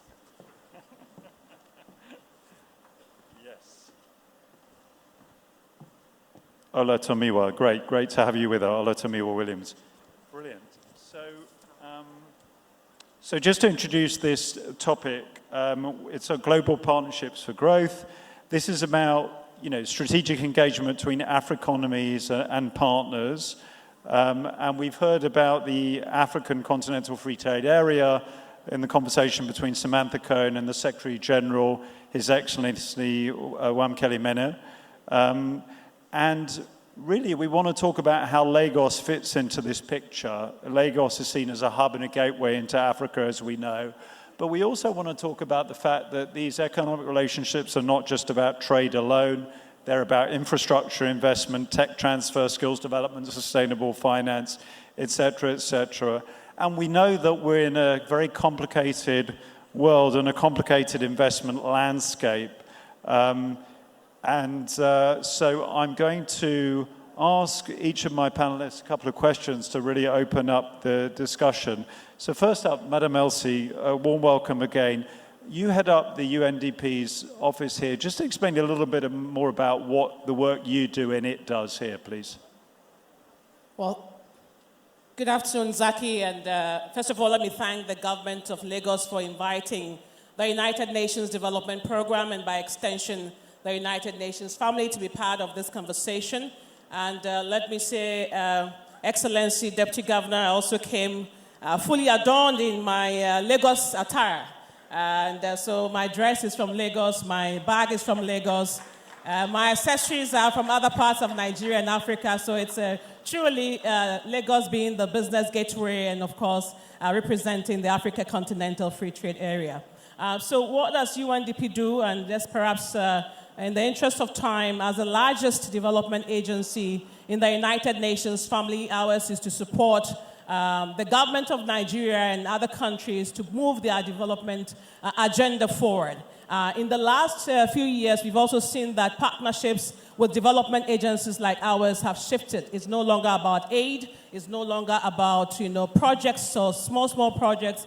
It's really about transformation, structural transformation, building resilience, and ensuring that we can advance the development of our great country, Nigeria, forward. There are a couple of things that we are doing, and I think yesterday's conversation is a good segue where our governor said that, states are where development would happen.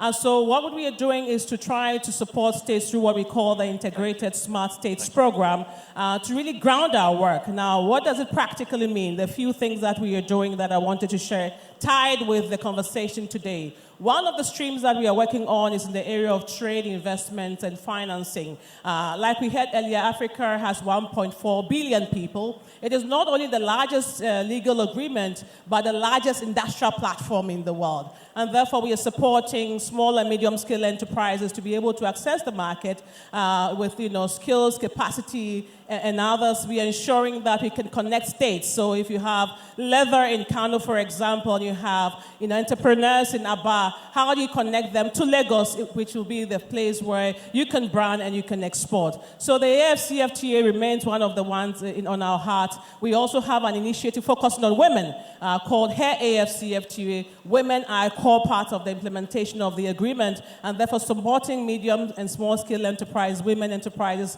connecting them with markets, markets and ensuring that they can be able to engage strategically. And recently, we had a group of them also in Togo when we had the Biashara Africa. Beyond the area of small and medium-scale enterprises, also in the area of economic diplomacy, it's going to be very important to move beyond the political lens. So we are working also with our foreign ministries to ensure the ambassadors across board understand what we are talking about trade and to ensure that their KPIs also reflect that. And perhaps finally, in the area of trade, investment, and finance, we are also looking at investment at scale and working with the Nigeria's Governors Forum. We have put together the Nigeria Investopedia. So all the investors here, you're free to go look into that and see how best you can invest in that. On the financing side, the cost of borrowing for Africa is very, very high, and therefore credit ratings remain at the heart of what we do. Sometimes African countries like Nigeria are borrowing higher than other countries, and therefore ensuring that we can reduce the risk perception and ensuring that Nigeria has what it takes to bring down or to improve their credit rating. I think the Minister of Finance talked about. Two quick things, Zaki, in the interest of time. One is on the energy sector. I mean, energy is such a great integrator of development. We cannot talk about industrialization without talking about the energy factor. Many African countries don't have access to power. And therefore, in Nigeria, with the new Electricity Act that allows states to produce and to disseminate their own power, we are ensuring that we can provide strategic technical support, but also policy support. And a number of the things that you heard yesterday with Governor Oti and others, we have been in the middle of that. A lot of energy audits are being supported by UNDP across board. These energy audits reveal the potential for investment, and therefore the energy sector is one big area that we are looking into. Then thirdly, very quickly, is in the area of innovation, digitalization, and the knowledge economy. His Excellency, the Vice President, always says that Nigeria's greatest asset is not its minerals, but also the knowledge economy. And we believe that talking about Africa continental trade or export is not only about goods, but also services. And we must invest in startups and young people. Here in Nigeria today, with the partnership with the federal government and the private sector, we are ensuring that universities become a platform for innovation. We are setting up what we are calling university ports across 72 universities across, but spaces where young people can go to take their ideas into prototypes. They can take their prototypes into businesses. They can take their businesses into industries. And here in Lagos, we launched the artificial intelligence Uniport not too long ago. His Excellency, the Governor, and the Vice President launched that. And that is very powerful. And therefore, by doing that, we are creating opportunities for startups. A number of them were spoken about yesterday, Flutterwave, Moneypoint. It must start from somewhere. So the universities, the communities, even the public sector is an area where we are working with the civil service to ensure that the public sector, the civil service will be able to take that conversation forward. And maybe finally, so that I don't monopolize the conversation, is that we are investing a lot on territorial and regional development. It is not enough to talk about markets in countries. It is not enough to talk about states that are producing. We must connect. And therefore, we have a strong focus now on regional development with the government of Nigeria now decentralizing and empowering more of the states. We are trying to work with the regional economic communities, whether it's the Southeast Development, Southwest, Northeast, and ensuring that we have regional master plans. We have regional initiatives that connect many states together. So think about it, Zaki, where if you have cotton produced, for example, in Zamfara and Katsina, you bring it to Kano and Kaduna for processing, and you bring it to Lagos for finishing, branding, and exporting. That becomes a powerful story of connection among the states. So these are some of the things that we are doing, and of course, as the agency that is mandated within the UN system to help accelerate the Sustainable Development Goals, we also work to ensure that we are providing the data that helps to support decision-making across board through our Human Development Report and others. We are helping with financing strategies across board. We are helping with ensuring that we can support different constituencies move the development agenda forward. And we're very happy to be invited into the conversation today. Thank you.